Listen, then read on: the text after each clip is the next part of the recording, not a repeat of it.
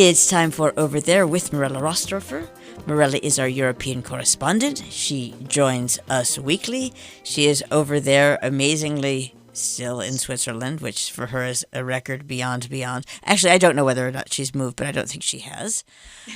Tell us, am I wrong? Hi, Jill. No, you are perfectly right. Being really very cautious and taking all precautions and following, of course, what's happening in Europe with a keen eye. But today I actually wanted to talk to you about a subject that has, for once, nothing to do with the coronavirus. But has to do with our usual democratic system of having to vote quite regularly in Switzerland about an array of different subjects. And what we are going to decide on by the end of September is a paid paternity leave. And I think that this is especially interesting because it is very symptomatic of our societies trying to definitely move forward and find some new ways of living that are not always necessarily only focused on finances, but are also focused on people well-being. And this referendum would be part of this trend. So it is about having a paid paternity leave for 2 weeks. This is a very big deal because for the moment in Switzerland, one only has maternity leaves that are of 98 days, so 14 weeks. And it's paid to 80%, up to 80% of the salaries. So the 98 days would remain. That would not change. The 14 weeks would remain, and that would not change anything for mothers. But on top of that, there would be the possibility of having 2 weeks for the fathers who wish to take those leaves. So there is, for the moment, a real, according to the polls, but of course we do know that it's not always very representative of what happens the day of. But according to the last polls, an overwhelming majority is ready to say yes, to accept this referendum, as many men in Switzerland, but also across Europe, feel that they also want to bond with their babies when they are born. They also want to help because we all know that it is quite challenging the first weeks of after having given birth.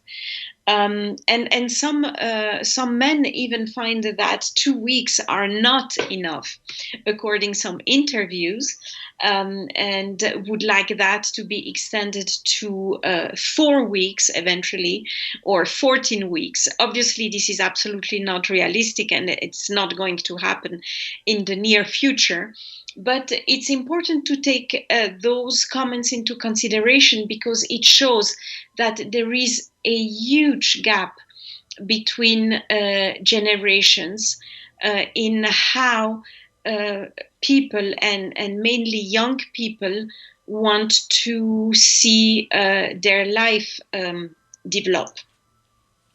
If we compare to other countries, we can take the example of Finland. Northern countries being always extremely ahead with these societal developments. the mothers have the possibility to take 50 to 60 days before birth, and the maternity leave altogether could last up to 105 days.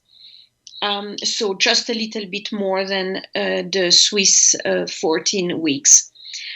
Fathers can take up to 54 working days. So this is substantially more than the 2 weeks referendum that we are going to have. And a maximum of 18 days together with the mothers. So it's basically either or. 18 days can be taken together, but the rest has to be decided between the two of them. And nevertheless, there is the possibility for fathers to take 54 days if they wish to do so.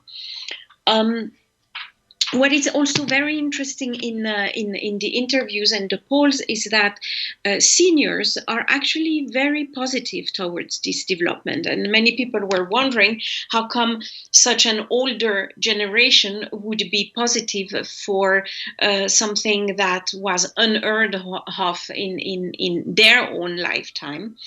And it's because basically grandparents that have families with grandchildren do observe and do notice more than anybody else in our society that young people want those changes, that they both want to take care of their children, and it is not anymore that image of the mother being home with the kids and the father going out and earning the money. There is a definite point in refusing this kind of what's considered a sexist image of society, a patriarchal form of our previous societies, an outdated image of what new families can look like. So this is definitely a very interesting point, because it can also mirror, in a way, other issues that we are facing right now between what young people think, and I'm talking specifically of Generation Z, which has a completely different way of approaching life and of imagining what our world will look like tomorrow. And sometimes I wish that actually people in our age would take a little bit more time to talk to this Generation Z and to have a feel for what they wish for and what they think could bring a society to some more happiness and so and some more way of being satisfied with life.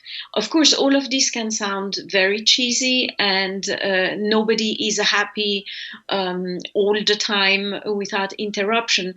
But on the other hand, we have to acknowledge, and I find especially our generation has to acknowledge that a lot of things have to change, because no matter where we look, and this is really not a nationalistic point of view, it's worth for our world.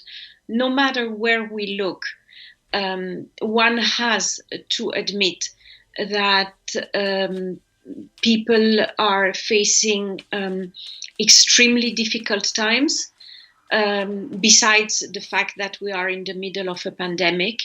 But many other things seem to not be working, seem to not be bringing the balance that human beings need, basically.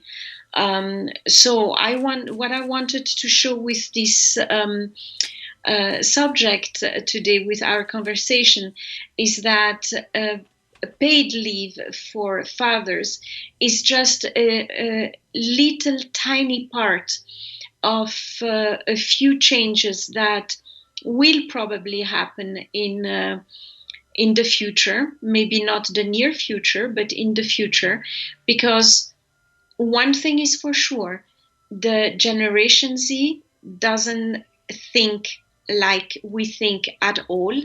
And after all, they are the future, if one likes it or not. Thank you very much, Mirella Rastorfer. Over there. My pleasure.